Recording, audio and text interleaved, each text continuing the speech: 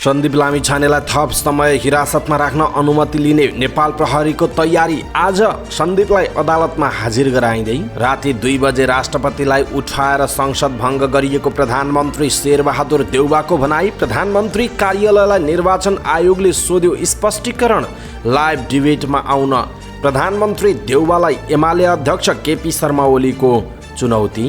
सामाजिक सञ्जालमा निर्वाचन प्रचारका लागि गरिने खर्चको अनुगमन हुने। एमाले अध्यक्ष ओली अस्वस्थ, चुनावी कार्यक्रमहरू स्थगित। ओलीले कार्तिकको 4 गते जनतासँग फोनमा कुराकानी गर्ने। कला सम्पदा र संस्कृतिहरूको प्रवर्धन गर्न आफ्नो उम्मेदवारी रहेको ऊर्जा मन्त्री पम्फा भुसालको दाबी। देशको आर्थिक अवस्थामा परिवर्तन ल्याउनका निम्ति वाम लोकतान्त्रिक गठबन्धनले जित्नुपर्ने काङ्ग्रेस नेता राणाको भनाई। साथै प्रदेशमा शिव विकास प्रतिष्ठान स्थापना हुने श्रम मन्त्री शेरबहादुर कुँवरको भनाई। झिलिमिली बत्तीको मूल्य यस वर्ष 10% वृद्धि। पोखरामा व्यवसायीले हटाएनन् अन्डरग्राउन्ड पसल। तिहार लगत्तै एक्सनमा जाने पोखराका मेयर धनराज आचार्यको ठोकुवा। झापामा भतिजलाई गोली हानेर काकाले गरे आत्महत्या। पहिलो त्रैमाससम्म 223 अर्ब चालु खर्च, पुँजीगत मात्र 19 अर्ब। 9औं राष्ट्रिय खेलकुदको पुरुष भलिबलमा सेमिफाइनल समीकरण पूरा र सफ्ट टेनिसमा प्रहरी र एपिएफलाई 1-1 स्वर्ण। दर्शक महानुभाव नमस्कार। समाचारपाटी.com को न्यूज बुलेटिनमा यहाँलाई हार्दिक स्वागत छ। म प्रहलाद चन्द्र घिमिरे। आज मिति विक्रमसम्म 2079 साल कार्तिकको 2 गते बुधबार, स्पेसम्म सन् 2022 अक्टोबर 19 तारिक। सदाको झैँ आज पनि हामी उपस्थित भएका छौँ। आजका महत्त्वपूर्ण समाचार, ब्रेकिङ न्युज अपडेट लगायत तपाईँलाई काम लाग्ने, हेर्नै पर्ने समाचारहरू, कहाँ के भइरहेको छ लगायतका कहाँ के भइरहेको छ सम्पूर्ण जानकारी सहित उपस्थित भएका छौँ। छोटकरीमा हामी न्युजहरू प्रस्तुत गर्छौँ। हामीलाई अन्तिमसम्म हेर्नुहोला। हाम्रो मेहनतका लागि यो भिडियोमा एउटा लाइक अवश्य गर्नुहोला। दर्शक महानुभाव, पलपलको न्युज अपडेटका लागि हाम्रो च्यानललाई तपाईँले अहिलेसम्म सब्सक्राइब गर्नुभएको छैन भने कृपया सब्सक्राइब गर्नुहोस् अनि नजिकै आउने बेल आइकनलाई क्लिक गर्नुहोला। दैनिक रूपमा हेर्नुहुन्छ भने रेगुलर भनेर लेख्नुहोला। आज पहिलोचोटि हो भने फर्स्ट टाइम भनेर लेखिदिनुहोला। देशभित्र हुनुहुन्छ भने आफू रहेको गाउँठाउँ सहर जिल्लाको नाम लेख्नुहोला। विदेशमा हुनुहुन्छ भने कुन देशबाट हेरिरहनु भएको छ त्यो कुरा तलको कमेन्ट बक्समा कमेन्ट गर्नुहोला। आउनुहोस् दर्शक महानुभाव, आजका महत्त्वपूर्ण समाचार सुरु गरौँ। सन्दीप लामिछानेलाई थप समय हिरासत राख्न अनुमति लिने प्रहरीको तयारीको प्रसङ्गबाट। प्रहरीले बलात्कार आरोपी क्रिकेटर सन्दीप लामिछानेलाई थप 7 दिन हिरासतमा राख्न अदालतसँग अनुमति लिने तयारी गरेको छ। अनुसन्धान नसकिएको भन्दै प्रहरी वृत्त गौशालाले अझै 1 साता हिरासतमा राखेर अनुसन्धान गर्न दिन जिल्ला अदालत काठमाडौँसँग अनुमति माग्ने तयारी गरेको हो। गएको असोज 20 गते पक्राउ परेका लामिछानेलाई सार्वजनिक विदाका कारण असोज 24 मा मात्र पहिलो पटक अदालतमा उपस्थित गराइएको थियो। सुरुमा 7 दिन हिरासतमा राख्न अनुमति लिएको प्रहरीले अनुसन्धान नसकिएको भन्दै दोस्रो पटक 5 दिन हिरासतमा राख्न अनुमति लिएको थियो। दोस्रो पटकको म्याद मङ्गलबार सकिएको छ। मङ्गलबार सरकारी बिदा परेको छ। त्यसैले बुधबार अदालतमा हाजिर गराउने तयारी भइरहेको जिल्ला प्रहरी परिसर काठमाडौँका एसपी दिनेश राज मैनालीले भन्नुभएको छ। अनुसन्धान अझै बाँकी भएकाले फेरि म्याद थप गर्न समय माग्छौँ उहाँको भनाइ छ। दोस्रो पटक म्याद थप हुँदा सन्दीपको पक्षमा वकालत गरिरहेका कानुन व्यवसायीहरूले थपिएको म्यादपछि मुद्दा दर्ता होस् भन्ने चाहेको बताएका थिए। तर प्रहरीले घटनामा अनुसन्धान नसकिएको बताएको छ र थप समय हिरासतमा राख्न अनुमति लिने तयारी गरेको छ। कानुनत प्रहरीले 24 दिनसम्म लामिछानेलाई हिरासतमा राखेर अनुसन्धान गर्न पाउँछ। प्रहरीले यो अवधिमा सरकारी वकिलको उपस्थितिमा लामिछानेको बयान लिएको छ। त्यसमा उनले जायरवालासँग घुम्न गएको र सँगै बसेको स्वीकार गरेका छन्। यद्यपि जबरजस्तीकरणको अभियोग चाहिँ उनले अस्वीकार गरेका छन्। प्रहरी स्रोतका अनुसार लामिछानेले पीडित भनिएकै किशोरीको आग्रहमा आफूहरू घुम्न गएको पनि दाबी गरेका छन्। पीडित किशोरी लामिछानेकी फ्यान थिइन्, त्यसैले फाइदा उठाएर उनले जबरजस्तीकरणी गरेको भन्दै 21 भदौमा प्रहरी वृत्त गौशालामा किटानी जायरी परेको थियो। जायरी दिए लगतै प्रहरीले किशोरीको विस्तृत स्वास्थ्य परीक्षण गराएको थियो। लामिछाने चाहिँ त्यसबेला क्यारिबियन प्रिमियर लीग CPL खेल्न जमाइकामा थिए। पक्राउ पूर्जी जारी भएपछि उनलाई क्रिकेट एसोसिएसन अफ नेपाल क्यानले राष्ट्रिय क्रिकेट टोलीबाट निलम्बन गरेको थियो। 1 महिनासम्म अमेरिकामा लुकेका उनी अन्तर्राष्ट्रिय अपराध प्रहरी सङ्गठन इन्टरपोलमा डिफ्युजन नोटिस जारी भएपछि आत्मसमर्पण गर्ने भन्दै असोज 20 मा काठमाडौँ फर्किएका थिए। त्यसै दिन प्रहरीले उनलाई विमानस्थलबाट पक्राउ गरेको थियो। प्रधानमन्त्री शेरबहादुर देउवाले पूर्व प्रधानमन्त्री केपी शर्मा ओलीले जनताले चुनेको संसदलाई मनपरी ढङ्गले भङ्ग गरेको बताउनु भएको छ। ललितपुरमा सत्तारूढ गठबन्धनले आयोजना गरेको चुनावी कार्यक्रमलाई सम्बोधन गर्दै उहाँले ओलीले राष्ट्रपतिलाई राति 2 बजे उठाएर समेत संसद भङ्ग गरेको टिप्पणी गर्नुभएको छ। राति 2 बजे राष्ट्रपतिलाई उठाएर भङ्ग गरियो, बिहान गरेको भए राति 6-7 बजेतिर गरेको भए पनि हुन्थ्यो। देउबाले भन्नुभयो, त्यस्तो किसिमको लहरमा भङ्ग गर्न थालेपछि त के गर्नुहुन्छ, त्यसैले हामीले संसद बचाउन आवश्यक थियो। संविधान बनाउँदा नै कुनै हालतमा संसद विघटन गर्न नपाइने उल्लेख गरिएको भन्दै देउबाले लोकतन्त्रमा आवधिक निर्वाचनको महत्त्व हुने बताउनुभयो। तर उहाँले चुनाव हुने समय भन्दा 2 वर्ष अघि नै संसद भङ्ग गरिदिनुभयो देउबाको भनाइरहेको छ। निर्वाचनको मिति घोषणा भइसकेपछि समेत दीर्घकालीन महत्त्व र दूरगामी प्रकृतिको निर्णय गरेको भन्दै निर्वाचन आयोगले प्रधानमन्त्री तथा मन्त्री परिषद कार्यालयलाई स्पष्टीकरण सोधेको छ। निर्वाचन आचार संहिता जारी भइसकेको अवस्थामा समेत सरकारले दूरगामी प्रकृतिका निर्णय गरेको सूचना आएको भन्दै आयोगले स्पष्टीकरण सोधेको हो। आयोगले स्पष्टीकरण सोध्ने निर्णय गरिसकेको छ, पत्र तयार भएको छ। निर्वाचन आयोगले भनेको छ, सरकारले एकपछि अर्को दीर्घकालीन महत्त्वको निर्णय गर्यो अनि कतिपय निर्णय समेत लुकायो भन्ने सूचना आएपछि स्पष्टीकरण सोधिएको बताइएको छ। निर्वाचन आयोगले नयाँ स्टक एक्सचेन्ज स्थापनाका लागि अनुमति दिने, नेपाल स्टक एक्सचेन्जमा नयाँ ब्रोकरलाई अनुमति दिने, प्रदेश तहमा लघु बिमा कम्पनीहरूलाई अनुमति पत्र दिने लगायतका निर्णय गरेको जनाइएको छ। त्यसैगरी कुनै क्षेत्र वा भेगका मतदातालाई प्रभावित पार्ने गरी अरू निर्णय समेत भएको जनाइएको छ। प्रधानमन्त्री तथा मन्त्री परिषद कार्यालयले पठाउने जवाफका आधारमा आयोगले थप निर्णय गर्ने जनाइएको छ।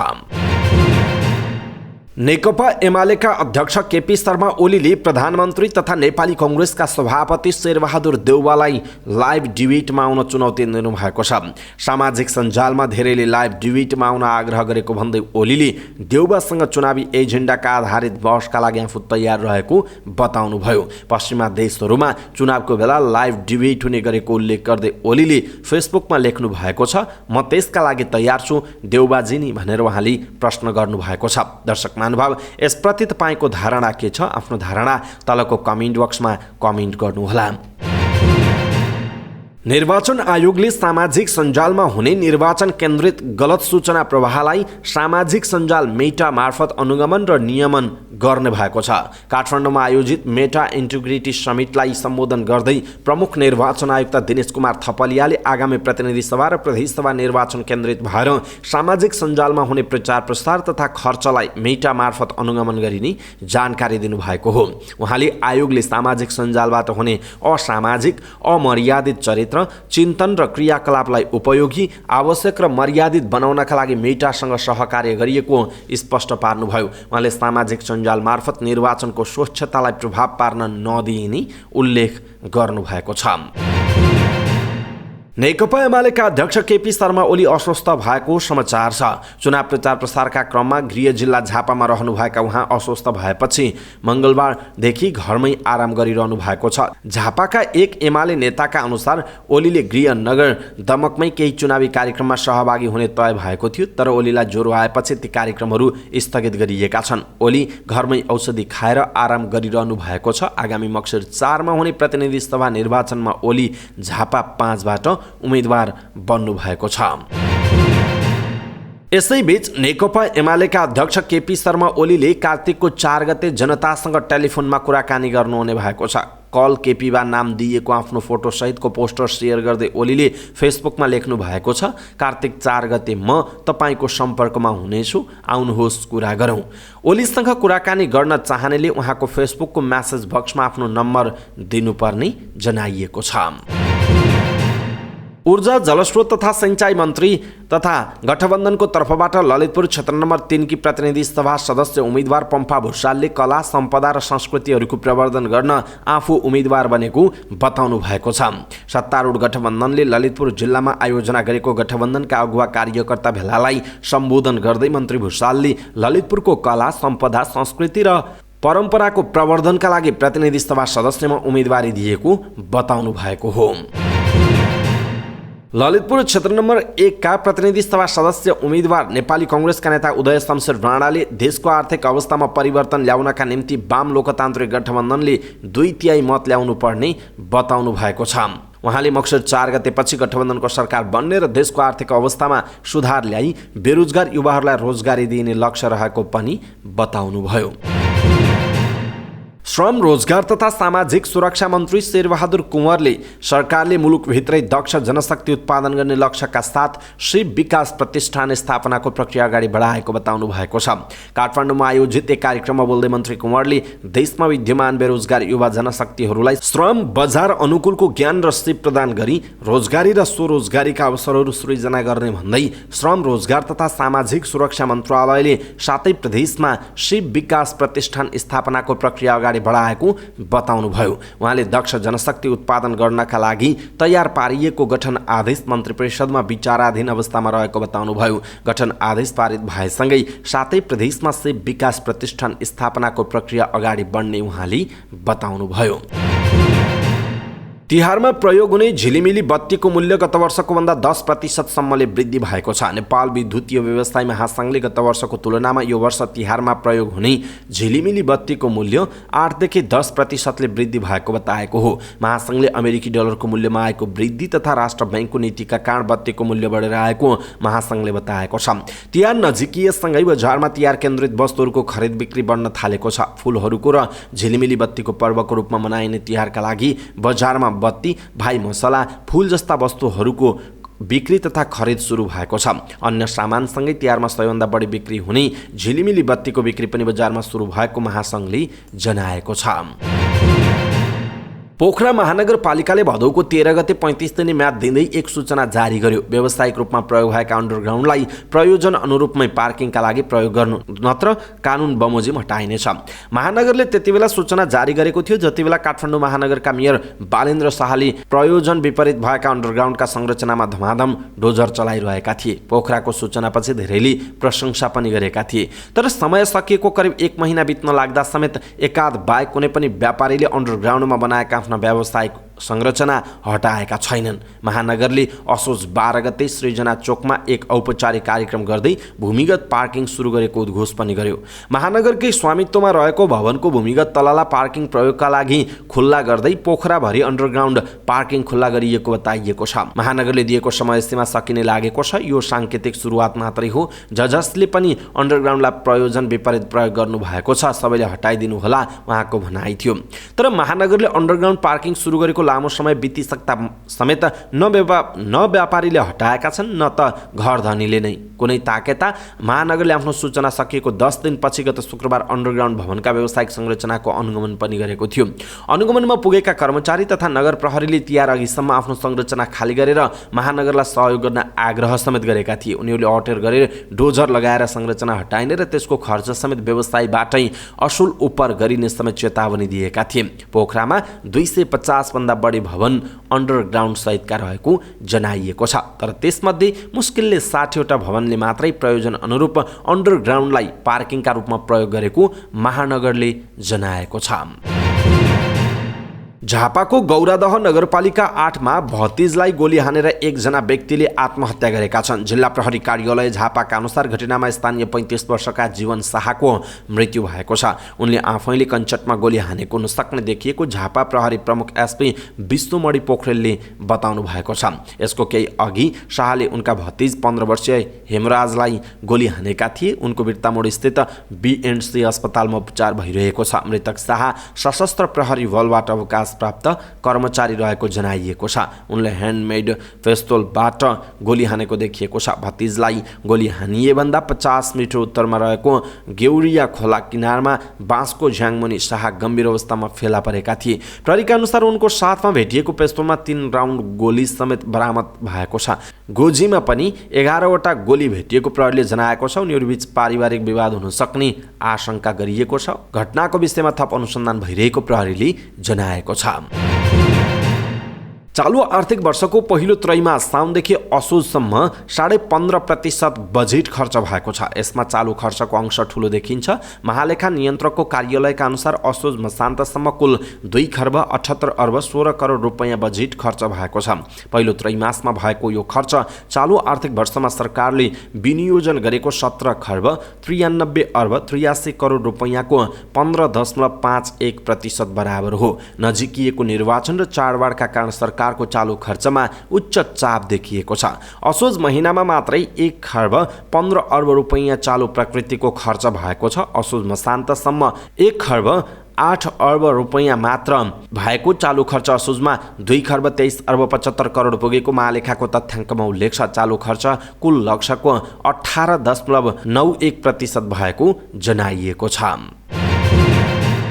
अब खेल समाचार। पोखरामा जारी 9औं राष्ट्रिय खेलकुद प्रतियोगिता अन्तर्गत पुरुष भलिबलमा सेमिफाइनल समीकरण पूरा भएको छ। पोखरा रङ्गशालाको कोर्टमा मङ्गलबार भएको प्रतिस्पर्धा अन्तर्गत अन्तिम क्वार्टर फाइनल खेलमा गण्डकी प्रदेशले प्रदेश नम्बर 1 लाई हराउँदै अन्तिम 4 मा स्थान बनाउँदा पुरुष भलिबलमा सेमिफाइनल समीकरण पूरा भएको हो। एकतर्फी जस्तै खेलमा गण्डकीले प्रदेश 1 माथि 3-0 को सहज जित निकालेको हो। पहिलो सेट 25-20 ले आफ्नो पक्षमा पारेको गण्डकीले दोस्रो सेट 25-21 ले जितेको थियो। तेस्रो सेटमा गण्डकीले 25-13 ले जितेर अन्तिम 4 मा स्थान पक्का गरेको हो। पराजित प्रदेश 1 भने प्रतियोगिताबाट बाहिरिएको छ। त्यस्तै गण्डकीले मङ्गलबार नै भएको तेस्रो क्वार्टर फाइनलको विजेता नेपाल एपीएफसँग अब सेमिफाइनलमा खेल्ने जनाइएको छ।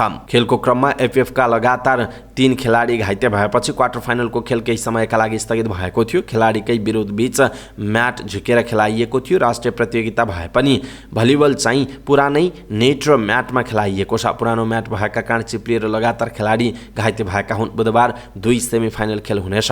पहिलो सेमिफाइनलमा नेपाल पुलिस क्लब र त्रिभुवन आर्मी क्लब खेल्नेछन्। दोस्रो सेमिफाइनलमा गण्डकी प्रदेश र नेपाल एपीएफ क्लब खेल्नेछन्। प्रतियोगिताको फाइनल भने भोलि बिहिबार हुने जनाइएको छ। 9औं राष्ट्रिय खेलकुद प्रतियोगिता अन्तर्गत सफ्ट टेनिस प्रतियोगितामा नेपाल प्रहरी र सशस्त्र प्रहरीको एपीएफ क्लबले स्वर्ण पदक जितेका छन्। पोखरामा जारी प्रतियोगितामा मङ्गलबार भएको सफ्ट टेनिसको डबल्सतर्फका खेलमा प्रहरी र एपीएफले 1-1 स्वर्ण पदक जितेका हुन्। पुरुष युगलतर्फ नेपाल पुलिसका नरबहादुर लुङ्गेली र कमल भण्डारीको जोडीले प्रदेश नम्बर 1 का युकेश योन्जन र आशिष बोहराको जोडीलाई 5 दिनको सेटले पराजित गर्दै स्वर्ण जितेका हुन्। फाइनलमा पराजित प्रदेश नम्बर 1 का युकेश योन्जन र आशिष बोहराको जोडीले रजत पदक प्राप्त गर्दा बागमती प्रदेशका प्रदीप खत्री र ब्रिजेश पाण्डेको जोडी र गण्डकी प्रदेशका शक्ति शर्मा र धर्मबहादुर लामिछानेको जोडीले कांस्य पदकमा चित्त बुझाएका हुन्। त्यस्तै महिलातर्फ एपीएफले स्वर्ण पदक जितेको छ। एपीएफका भगवती विक र समृद्धि महर्जनको जोडीले एपीएफलाई स्वर्ण पदक दिलाएका हुन्। उक्त जोडीले लुम्बिनी प्रदेशका रितिका चौधरी र विमला पन्थीको जोडीलाई 5-0 को सोझो सेटले पराजित गर्दै स्वर्ण पदक दिलाएका हुन्। पराजित लुम्बिनी प्रदेशका रितिका र विमलाले रजत पदक प्राप्त गरेका छन्। यही प्रतिस्पर्धामा प्रदेश 1 की श्रेया योन्जन र श्रेया राईको जोडी तथा नेपाल प्रहरीका विष्णा भण्डारी र सिसम चन्दको जोडीले कांस्य पदकमा चित्त बुझाएका हुन्। अवस्था दर्शक महानुभाव, आजका महत्त्वपूर्ण समाचार, ब्रेकिङ न्युज अपडेट लगायत तपाईँलाई काम लाग्ने हेर्नै पर्ने महत्त्वपूर्ण खबरहरूको सङ्गालो समाचार पार्टी न्युज बुलेटिन यति नै। हामीले प्रस्तुत गरेका यी समाचारहरूप्रति तपाईँको धारणा के छ? आफ्ना कुराहरू तलको कमेन्ट बक्समा कमेन्ट गर्नुहोला। हाम्रो मेहनतका लागि यो भिडियोमा एउटा सानो लाइक अवश्य गर्नुहोला। दर्शक महानुभाव, पलपलको न्युज अपडेटका लागि हाम्रो च्यानललाई तपाईँले अहिलेसम्म सब्सक्राइब गर्नुभएको छैन भने कृपया सब्सक्राइब गर्नुहोस् अनि नजिकै आउने बेल आइकनलाई क्लिक गर्नुहोला। पलपलको न्युज अपडेटका साथ फेरि हाम्रो भेट हुनेछ। तपाईँ समाचार पार्टी हेर्दै गर्नुहोस्। नमस्कार।